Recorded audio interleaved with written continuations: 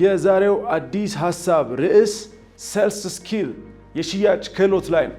በሽያጭ ሙያ ውስጥ ገብተው ስኬታማ መሆን የሚፈልጉ ባለሙያዎች አንዱ ሊኖራቸው የሚያስፈልገው የሽያጭ ክህሎት ነው። ይሄ ክህሎት በምን አይነት መንገድ ይመጣል፣ ምን አይነት ጠቀሜታ አለው የሚለውን ነው ዛሬ የምንወያየው። እንግዲህ የሽያጭ ክህሎት ሲባል ምን ማለት ነው? ይሄ ክህሎት በዋናነት የመግባባት ክህሎት ሲሆን ከዛም ባሻገር ደንበኞችን የማዳመጥ እንደዚሁ ደግሞ የመረዳት ክህሎት፣ የመጠየቅና የተለያዩ አይነት የሽያጭ ስራ ውስጥ የሚያስፈልጉ ክህሎቶች አሉ። እነዚህ ክህሎቶች እንዴት ነው ሊመጡ የሚችሉት? እና ብዙ ሰዎች በእነዚህ የሽያጭ ክህሎቶች ዙሪያ ያላቸውን አስተሳሰብ እናያለን።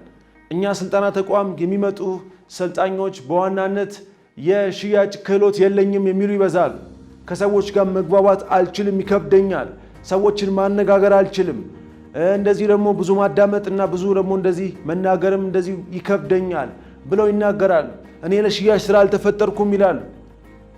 እነዚህ ነገሮች ክህሎት የሚመጣው በልምድ ስለሆነ ሰዎች ይሄ ነገር በልምድ መዳበር እንደሚችል አይረዱ።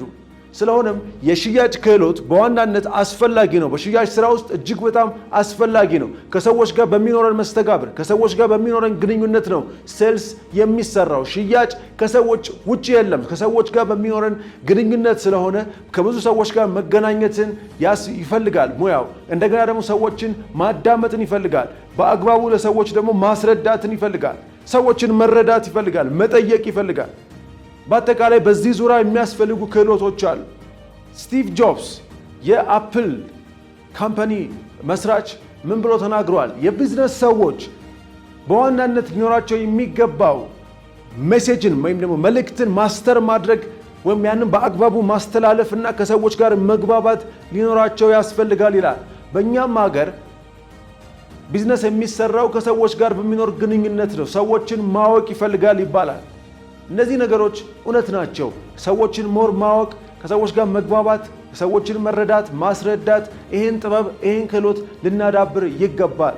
እነዚህን ክህሎቶች እንዴት ነው የምናዳብረው የሚለውን እኔ ይሄ ክህሎት በድግግሞሽ በልምምድ መምጣት ይችላል። ማንም ጎበዝ የምትሉት ተግባቢ፣ ጎበዝ የምትሉት ተናጋሪና ጎበዝ የምትሉት ደንበኞችን የሚያዳምጥ ሰዎችን የሚያዳምጥ ሰው በልምምድ ያመጣው ነው። እንዲህ አይነት ሁኔታዎቹ ስላደገ እንዲህ አይነት አካባቢዎቹ ስለኖረ ሰዎች ያስለመዱት ልምምድ ነው። በድግግሞሽ የመጣ ነገር ነው። ስለሆነም ዛሬ ላይ እኔ ለሽያጭ ሙያ አስፈላጊ የሆነው ክህሎት የለኝም፣ መግባባት አልችልም፣ መሸጥ አልችልም፣ ቢዝነስ መስራት አልችልም የምትሉ ሰዎች ይህንን ሐሳብ ከዚህ በኋላ ማስወገድ አለባችሁ። ምክንያቱም እነዚህ ነገሮች ክህሎት ናቸው። የትኛውም ደግሞ ክህሎት በልምድ ድግግሞሽ የሚመጣ ነው። ማንም ሰው ለመጀመሪያ ጊዜ አንድን ነገር ሲያደርግ፣ ለምሳሌ ኳስ ሲጫወት ጎበዝ አልነበረም። ለመጀመሪያ ጊዜ የጠረጴዛ ቴኒስ ሲጫወት ማንም ሰው ጎበዝ አይሆንም። ነገር ግን ሁሌ የሚጫወት ሰው በጠረጴዛ ቴኒስ ጎበዝ እየሆነ ይመጣል። ልምምዱ ጎበዝ ያደርገዋል። ይሄ የሽያጭ ክህሎት እጅግ በጣም ያስፈልገናል። ምክንያቱም ሽያጭ ስራ ከሰዎች ጋር የሚሰራ ነው። ከባዕድ አካላት ጋር የሚሰራ አይደለም።